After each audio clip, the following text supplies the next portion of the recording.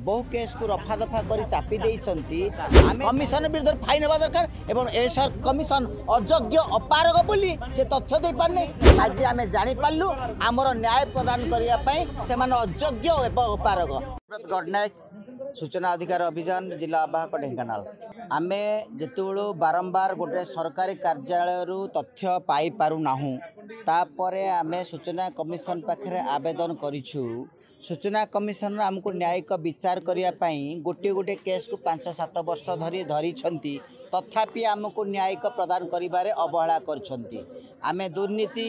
एवं खनि दुर्नीति हो इंदिरावास हो प्रधानमंत्री आवास किंबा जेकोसी करप्शन रे सर्टिफिकेट चाकरी करने सकाशे जो तथ्य मागिचु से तथ्य को सेमाने लुचेवाई अधिकारी मानकु सालिश करने एठी जो तथ्य